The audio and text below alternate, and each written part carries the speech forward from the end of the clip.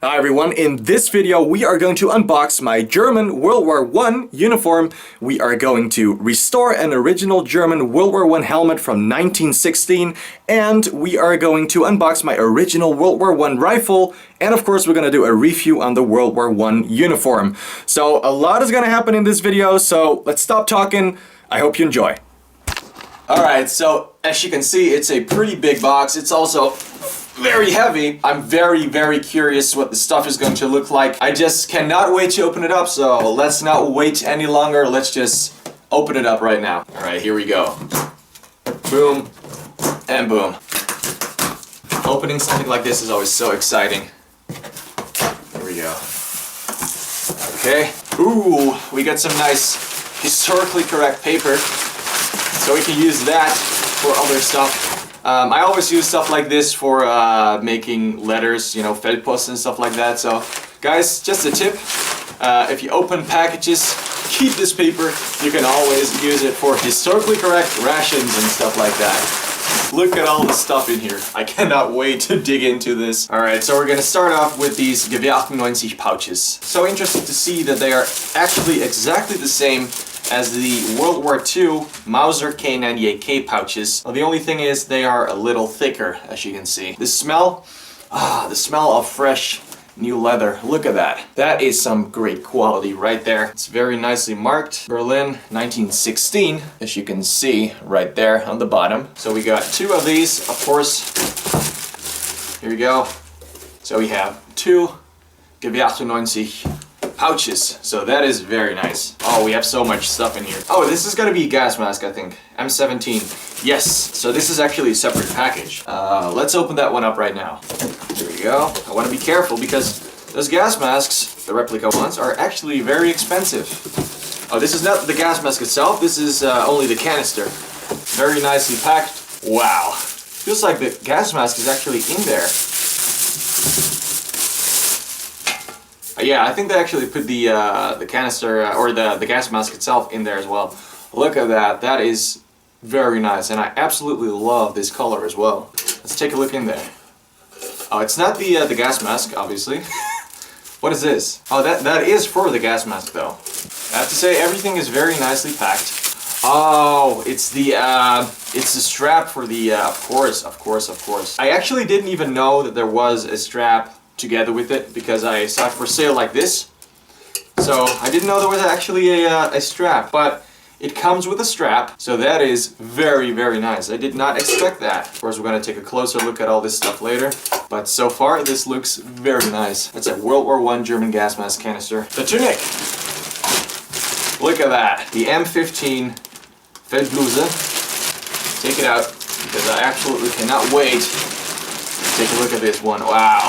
Ah, the smell of fresh wool. Look at that. That is amazing. Yeah, the beautiful buttons with the crown on it. This is for the shovel. Nicely marked 1911. Also beautiful quality. We got a World War I fuel bottle. Let's unpack this. Ow! I just cut myself. Of course I just cut myself. You see these sharp things right there? You see this? I didn't see them. So it actually went under my nail. So let's not talk about that because that's horrible. Let me just cut this open on the side, like that. There you go. Wow. Again, this looks like great quality. Wow. That is a beautiful replica fuel bottle. Man, this is definitely something new for me. I mean, it's not new, it's World War I. But I mean, you know, I've never... Wow, that's oxidated on the inside.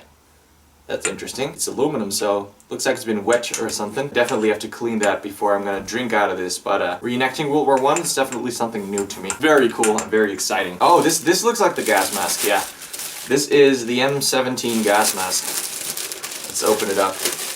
And like I said, this one was pretty expensive for only a gas mask. But I mean, I get it because look at the quality. This is insane. This just looks like an original gas mask. That is absolutely insane. Guys, if you look at that, and I would have said that this was an original gas mask in mint condition, you would have believed me. It also feels like an original gas mask. This is just completely made the same way. Typical World War I eyepieces.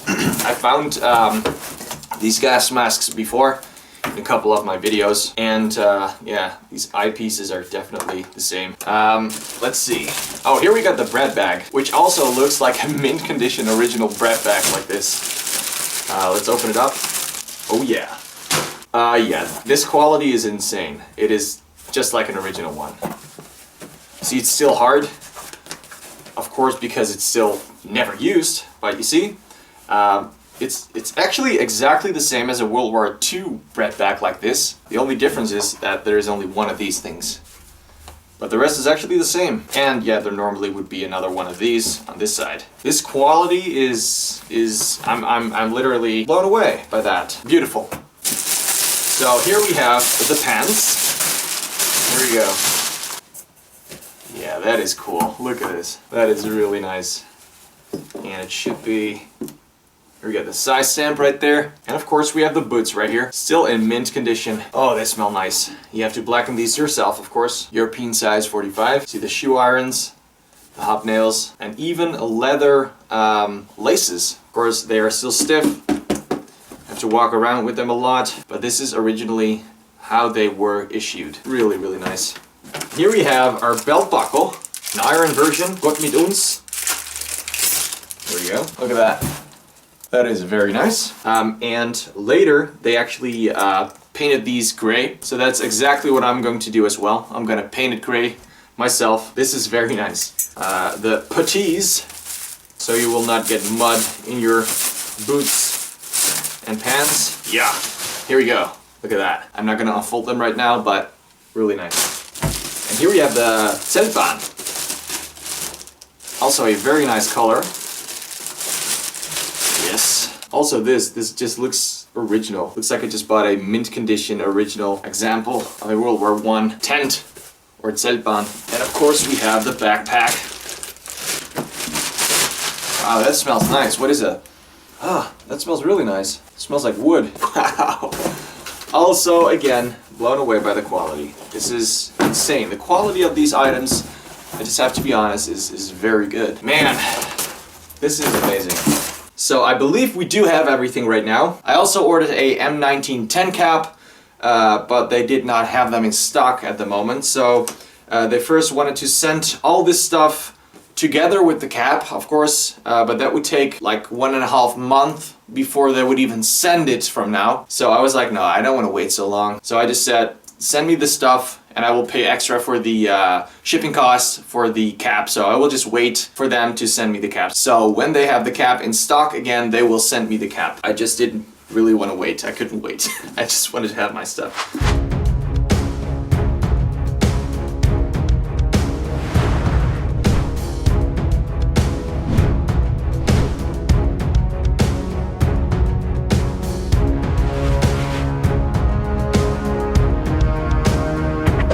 Alright, so what I got here is something that I bought recently. It's a World War I German Ersatz bayonet, and it's original. But for a World War I bayonet, we also need a World War I rifle. So I decided to buy a rifle. Let's unbox it right now. Of course, before the unboxing, let me also show you this bayonet. It's very nice. Original, and I can use this for my World War I impression.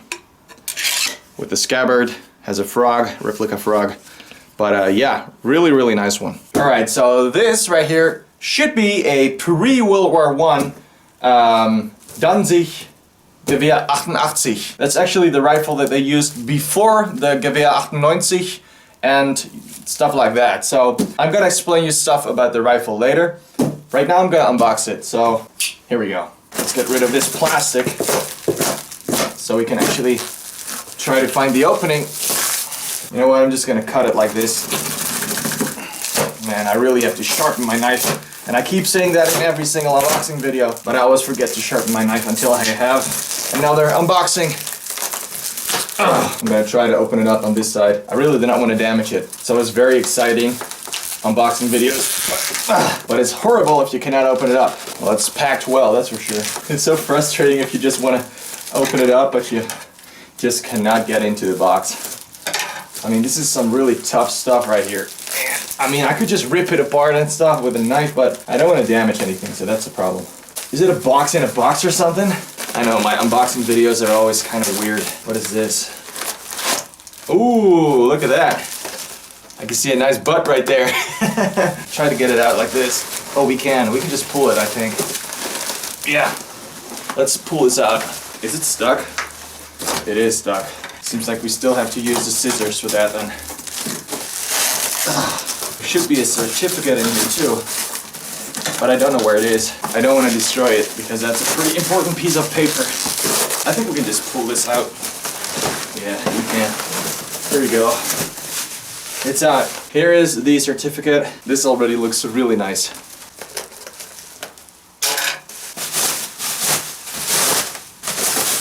Okay. Oh yeah. This is amazing. Wow. Look at that. Oh my god. There we go.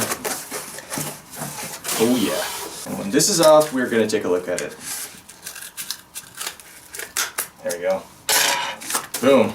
Here we go. Here we have an original, very long World War I WW1 pre-World War I. Wow, look at that. That's pretty intimidating. Yes, this is really, really cool. I can see some dirty old oil right here. So we definitely have to clean it up a bit. But wow, what a rifle. This will do for now for my World War I impression, for sure. Danzig 1890. So like I was saying, this was actually the rifle that they used before the WW1. And the WW1 is like the longer version of the Mauser K98K. Because in World War II you of course know the K98K. K98K, the K would stand for Kurz. And Kurz means short. So it's actually going to be Karabiner 98 Kurz. So the World War II Mauser version is shorter. So that's K98 and the K means short version. But this is the WW1. Most of these rifles were actually replaced in the First World War for the WW1, but they were still used in the First World War. If you look it up, you can see pictures of these rifles being used in the First World War. Of course, mostly in 1914, 1915. But even later in the war, you also see these rifles being used by reserve troops and stuff like that. And just throughout the war, you do see these rifles. And actually, I was searching for a WW1 in the first place. I'm still searching for a WW1, but I cannot find one at this moment. So I just decided to buy this instead for now, because I cannot just stand around in the World War I uniform without a rifle. And still, these are very, very nice rifles, and I can use this for my World War I, but also World War II impression, because late in World War II, these rifles were used again by the Volkssturm, or just normal soldiers. They were giving out these rifles again because the supplies were running very low and they could use everything. So yeah, this could be used for a World War II impression again as well. Just a very, very nice bolt action rifle, pre-World War I, but I can use it for World War I and World War II. Look at that. That is pretty impressive, don't you think? Something interesting as well to show you right here. So normally you would insert a clip in here. You would have a clip with rounds and you would insert it right there and you would fire the rounds and the clip would eject on the bottom of the rifle. Later they changed that. They actually welded this on, as you can see. That right there is so you could actually use a normal Mauser clip, you know, from the WW1 and the Mauser K98K.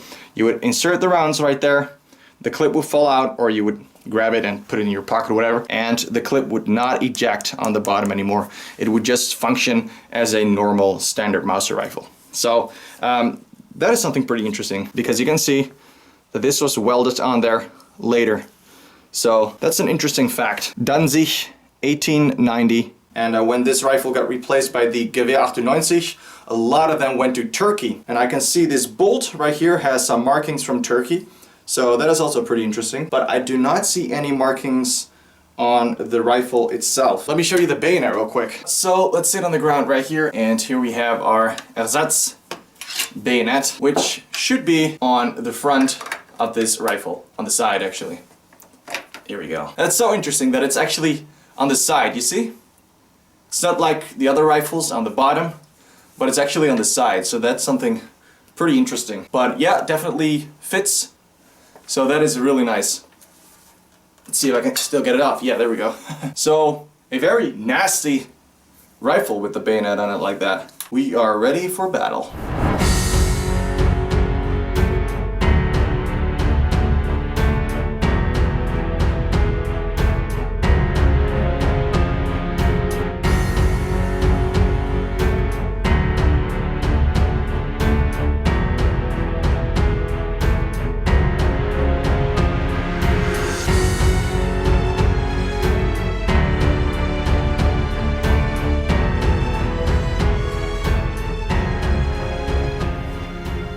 Okay, so what you see right here are two original helmet shells from World War I. And yes, you probably noticed the decals with the swastika on them. So these are original helmet shells from the First World War, restored into German World War II reissued condition. So first of all, let's talk about the difference between these two helmets right here. The one on the left is German, and the one on the right is Austro-Hungarian. Let me show you what the difference is. It's actually, if you know it, it's pretty easy to spot. So you can see this right there. That is actually where the World War I chin strap would normally be. Like I said, these are restored into World War II reissued condition. So it doesn't have the chin strap right there, but it has it right here because it's a different type of liner and stuff. But normally the World War I chin strap would be attached right there, and the Austro-Hungarian one has it slightly more, yeah, it's like in one spot. Everything is in one spot. The German one has it like way over there, and the Austro-Hungarian one is way more up there. And also you can see on the inside, this is different. By the way, what you're seeing right there is oil, because I've been oiling the liner. But you can see that's also different. So this is the Austro-Hungarian one, and this is the German one. This is an M17, this is an M16. And also, if you don't know what these were actually made so you could place a armor plate on there. So if you stick your head out of the trench, you would be protected. So this is for a World War I armor plate right there. So that's also pretty interesting. But we're not getting into all the small details right now. As you guys know, I reenact World War II. That's going to be Allied, but also German. So I use these helmets for my World War II German impression. One of my German World War II impressions, because I have a lot of them. So these helmets are from World War I, but at the beginning of World War II, the Germans had a shortage of helmets. So they reissued the World War I helmets again. They applied decals. Same for this one. These were, like I just said, this is an Austro-Hungarian one. So these were not used by the Germans during World War I, but they actually used these helmets in the Second World War. So they were used by the Germans, but in the Second World War. Early helmets will have two decals. As you can see, these helmets only have one. So this is more like 1940, because in 1940, they ordered to remove one of the decals because of camouflage reasons. So this is more like the 1940 reissued version. That's why it only has one decal. So completely correct restored helmets and perfect for a World War II impression. And they look very, very nice. So they, like I said, they are restored helmets. They are original from the First World War, restored into German World War II reissued helmets. But I also want to reenact German World War I. So of course I cannot walk around with a helmet like this because it's completely incorrect, obviously. First of all, I cannot use this one, of course, because it's an Austro-Hungarian one, so I cannot use it for a World War I impression. This one would be perfect, but it's in restored World War II condition right now, and it looks too nice to convert it back to World War I. So I'm gonna keep this one like this, of course, because it's just a perfect helmet for my World War II impression. Very nice. So I decided to buy another World War I M16 helmet. And as you can see, like I just explained, it's a German one. It's in size 66 again. And man, these helmets are hard to find. So I want to convert this one to a World War I German helmet again. I mean, it is a World War I German helmet. It's an original shell.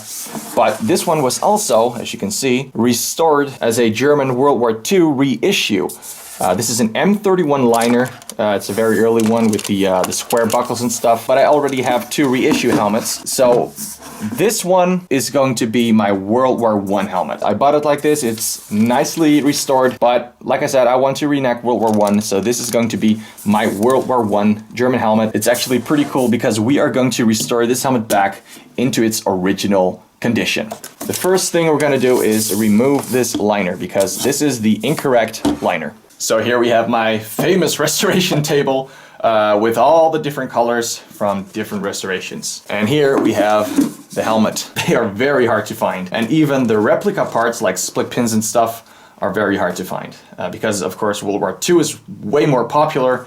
So there is a lot of stuff around. But yeah, like I said, the first step is going to be removing the liner. Yeah, this is kind of going to be a World War II and World War I lesson because I can show you right now what a World War I helmet looks like and a World War II helmet looks like. This is, like I already said, a M31 German liner, and this is how they are attached to the helmet. As you can see right there, there's a split pin. What we're going to do is we're just going to take it out. There we go. I'm just going to take this split pin out. Okay, so this is what a World War II type split pin looks like.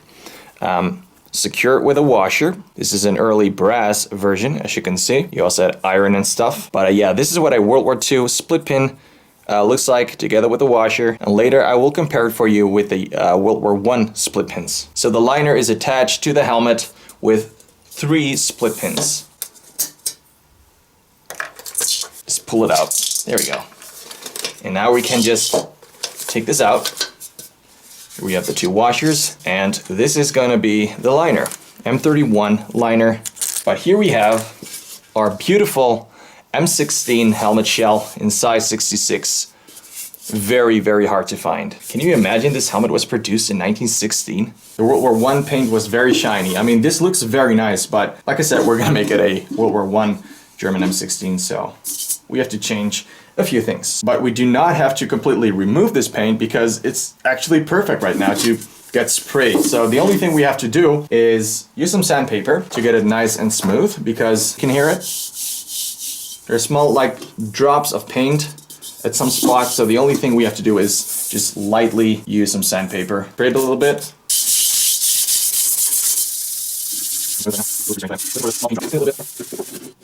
Already actually looks like a World War I paint right now.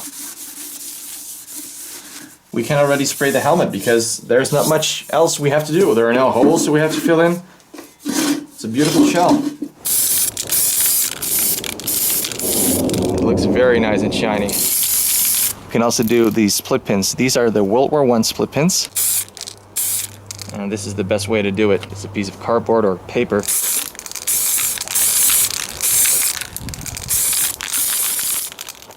Alright, so the paint is still not completely dry, but as you can see, we can touch the helmet right now. So it's time to install the liner. Here we have the split pins, and here we have the liner.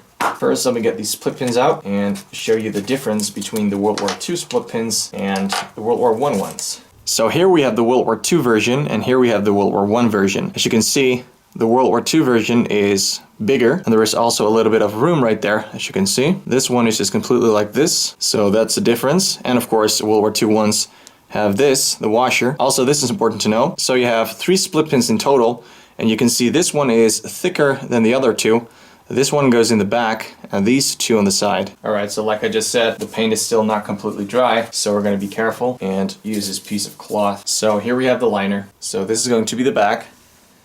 And here we go. Be sure to grab this one, the thickest one. Just push it through. And we're going to go to this side. It's right there. There we go. And now do the exact same thing with the ones in the side. Like I said before, these helmets are very hard to find, and especially in size 66. There we go. Wow, that looks absolutely perfect. I do see a little bit of damage right there from the cloth. So I'm just going to spray it one more time. But wow, not that it really matters because I'm going to use this helmet a lot, so it will look beat up and stuff, of course. But I mean, for now, I just want to have a clean helmet because this is awesome. So I'm going to spray it one more time. Alright, so here we have our restored M16 from World War I. And I'm really, really happy with the result. Very nice with the liner like this. And of course, we still need to attach the chin strap. Here we have a good replica from a World War I chin strap. So what you want to do is grab this and just push it around it. There we go, and just pull it forward. There we go. And we have a chin strap. Now we have a correct World War I chin strap. So now it's completely finished. And now I have to wait for at least 48 hours for the paint to be completely hardened out. But yeah, really happy with the result. Beautiful helmet.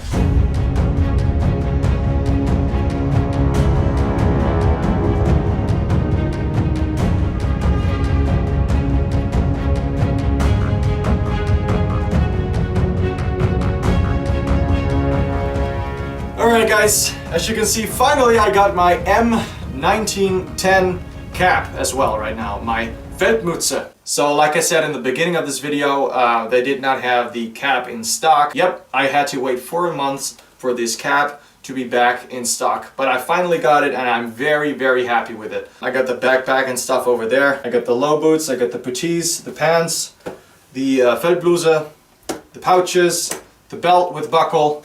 And right here you can see I have the bread bag, I have the fuel bottle, right next to it is the scabbard for my bayonet that I got right here. But look at this guys, this is so amazing, this is really cool. And of course I know everything is still way too clean, but that's because, you know, it's all brand new and I still have to age it and stuff. But I like it when stuff ages naturally.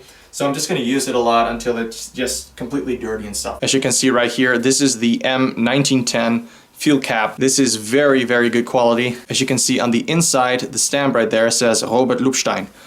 This company, Erol or Robert Lupstein, still makes these caps today. So that's why the quality is very, very good, because this is actually the same company that made the caps back in the day. So this is basically an original cap, but made in 2021. So very, very nice quality. So yeah, standard M1910 cap. Then we have our helmet, of course. It's been 4 months since we sprayed it, so it's completely dry, obviously, right now.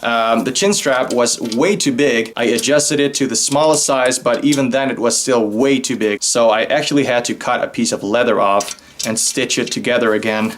And now it fits perfectly. Just a very nice original M16 German helmet.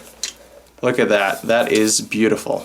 So this is what it looks like, M16 helmet. There is one mistake with this uniform, and that's the color right here. This is not the correct color. This is more like the World War II M36 type color, the dark green. This should be a lot lighter. This should actually be pea green. So I'm not sure if I can bleach that out, or maybe I just have to replace the color completely professionally. But you know, for now that's fine. But like I said before, I'm still not completely done with the uniform. I still have to age it and stuff. But this, just so you guys know, I am aware of that. This is way too dark. So we are going to change that in the future. But in black and white pictures and stuff, you do not even see that. So no problem. You can also see that I've now blackened my boots and I'm wearing the puttees.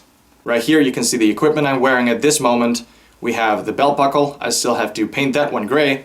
And the pouches. In the back you can see the bread bag, and on the left side the fuel bottle, and then right here we have the scabbard for the bayonet. Right here we have our gas mask canister. Our gas mask would normally be inside there. A lot of times they were carrying these on the front and not in the back because when there is a gas attack, you want to be as fast as possible. You want to grab this immediately, pull it out, and put it on your head. And what you see as well is that they have the gas mask right here, just hanging right there. Not even in the canister, just right here in case of a gas attack. It has to be so extremely scary knowing that a gas attack can come at any moment. I cannot even imagine the pain and fear that they had in those trenches. I'm not really wearing this properly right now, but it's just to give you an idea. This is so extremely hot. This is wool and it's very hot right now. So I still have to do a couple things on this gas mask. I have to cut this a little bit. I still have to blacken it, you know, put some stuff on there to make it completely airtight and stuff. But yeah, this is what it looks like. And it's very hot. Be careful with original gas masks because a lot of times there is asbestos in these things, in the filters. So don't wear original gas masks.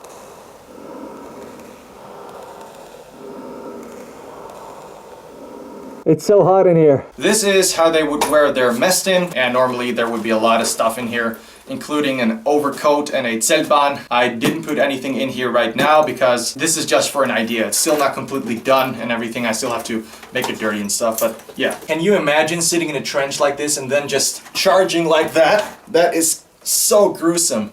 And this bayonet, this is a short model, but you had a lot of very nasty models. You have saw blades and stuff, you had very, very long blades. But one of the problems with a long blade is that a lot of times they would actually break when they would stab someone. So they would stab and they would break. That's gotta be so nasty. Just a bayonet that goes in there and comes out all the way on the other side. World War I, a very, very nasty war. Yes guys, so I'm obviously gonna use this uniform in future videos. I'm gonna restore the trench again. It's completely collapsed right now. There are a lot of plants growing and stuff, but I will restore it. We will make some awesome World War I videos in the future, so stay tuned for that. Well guys, that's gonna be it for this video. I really hope you enjoyed. If you did like the video, please leave a like and a comment. If you have any questions, feel free to ask, and subscribe if you want to see more videos. Thanks for watching, and have a nice day.